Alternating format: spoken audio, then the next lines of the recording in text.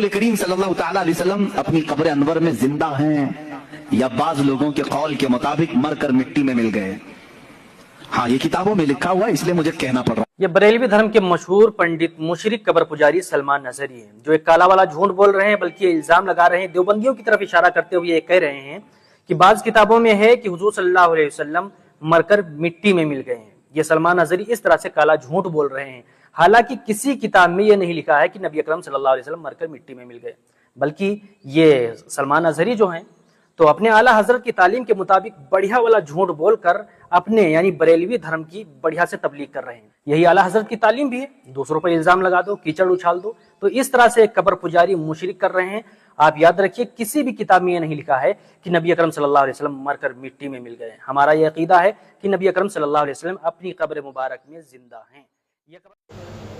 यह खारजी बंदे देव का कहना है कि मेरे अब्बू जान पर बहतान लगाया जा रहा है कि इन्होंने लिखा है कि नबी अकरम सल्लल्लाहु अलैहि वसल्लम भी मर के मिट्टी में मिल गए। मेरे अब्बू तो नबी अकरम सल्लल्लाहु अलैहि वसल्लम को ज़िंदा मानते हैं।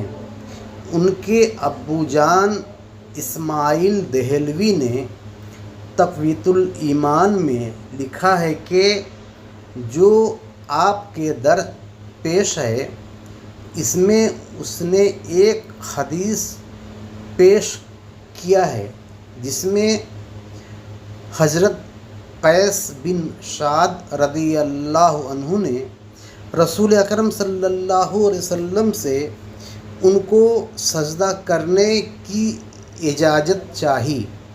रसूल अकरम सल्लल्लाहु अलैहि वसल्लम ने मना फरमा दिया। इस हदीस की शरह में लिखता है कि यानी आप सल्लल्लाहु अलैहि वसल्लम के कहने का मतलब यह है कि मैं भी मर के मिट्टी में मिल जाएंगे। ज़िंदा रहने वाली ज़ात सिर्फ़ अल्लाह तबारक ताला की है, वही लायके सजदा है।